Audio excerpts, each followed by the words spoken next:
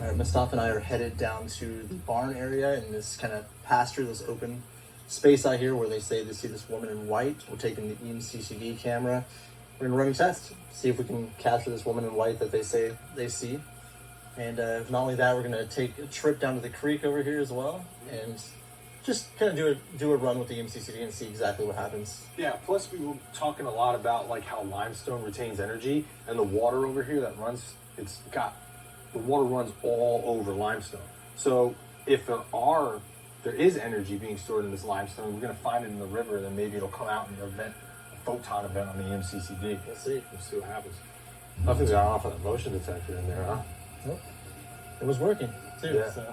So this is where they report seeing the lady in white. Brandon's setting up the EMCCD camera.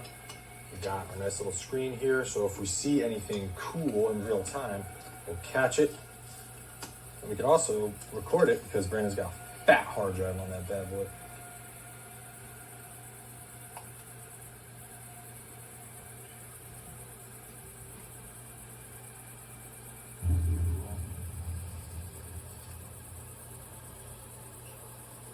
So again, Mustafa and I right now are out at the barn here on the property of the Chesnut house, and they say they see this woman in white, not only at this barn, but in this field here, but also along the stream. So we're recording now on the EMCCD camera, hoping we can find maybe this woman in white, or if we can find a natural explanation for it as well. That'd be great. I'm gonna take the EDI. It's got the vibration sensor. Do you have your walkie just in I case? have His wheel. You thought you heard footsteps on the stairs going up to the attic. Yes. So I'm gonna set this on there. I'm gonna turn on the vibration detector, and that way, if anything comes, wish me luck. Yep. Walkie me if stuff gets crazy, and I'm gonna keep an eye on our control cameras. And if like the motion detector down here, for example, goes off, I'll let you know. Sounds good. Have a good time. See if I can find Bob Chesnut.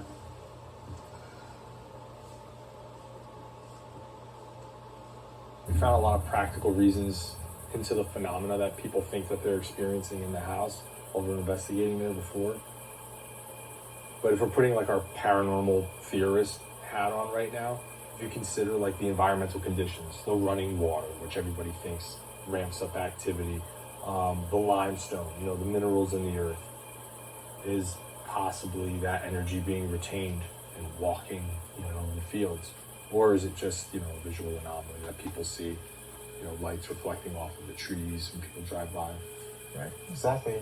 The crazy thing to me is like a lot of people associate a lot of the, stories and history with Bob Chesnut, right? Yeah.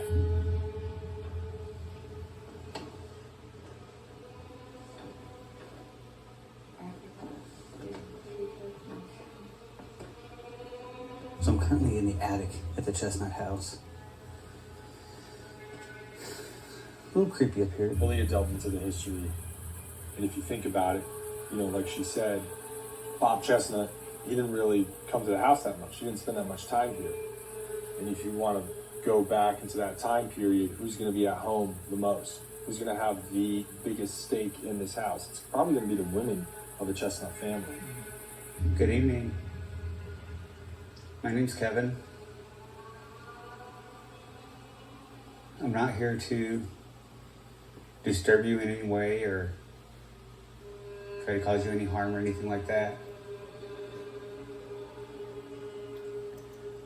I just come here tonight in hopes to document your presence. Photon event? Something just came across there. Another one. Right there, yeah. That had like an energy source. That's kind of like what we saw in Yeah, the previous case. very similar.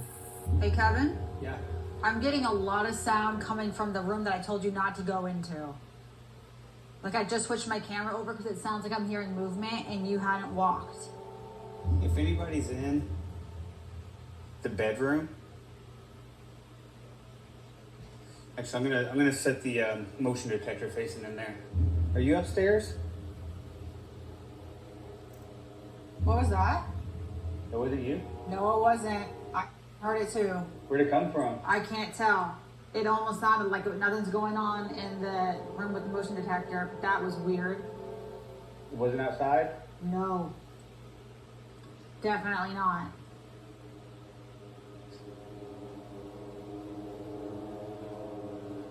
Is there somebody down here?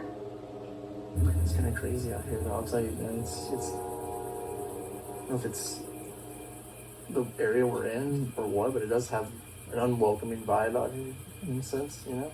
Yeah, I mean, you got this spooky looking forest over here, and a dilapidated barn, that creek, the gnarly trees.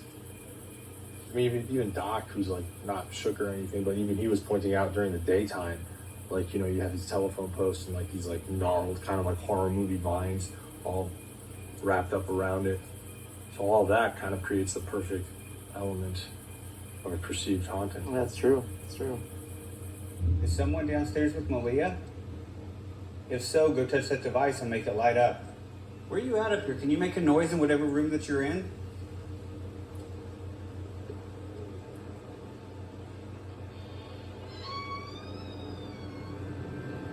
At the barn, Dr. Clore shows Malia the photo he captured while observing the field where the lady in white is claimed to be seen. So, earlier today, in the evening, we came out to see if we could figure out perhaps where the lady in white comes from. So we came over here, and I took a range of photos, and we're thinking it's perhaps the cow. Yeah. But it wasn't until later that I went and started to investigate the pictures we took. Whoa, what the hell? And it looks very much like a lady in white. So it looks like she's like extending her hands out and Yeah. walking across the field. What?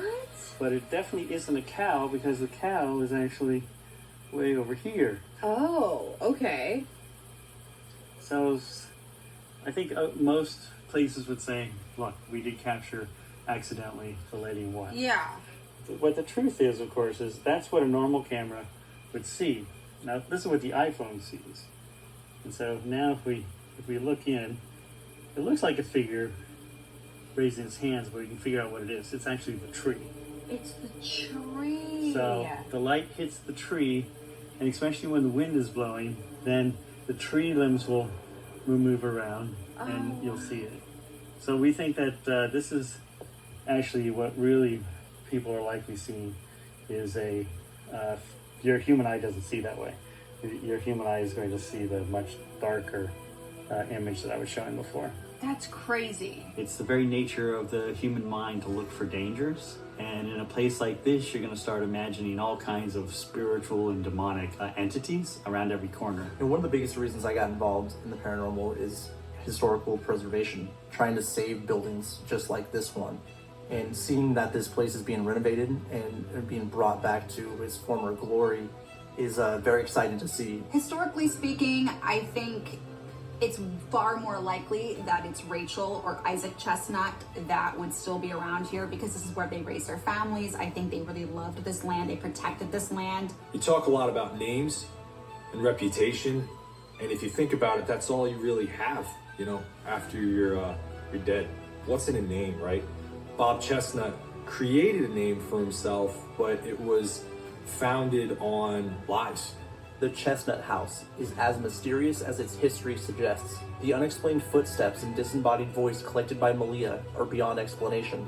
Even if the property's other ghostly claims are easily discounted, what was most exciting was uncovering the lost grave of the Sexton Creek cowboy. Bob Chesnut's mythos continues to grow, along with our questions surrounding this spooky location.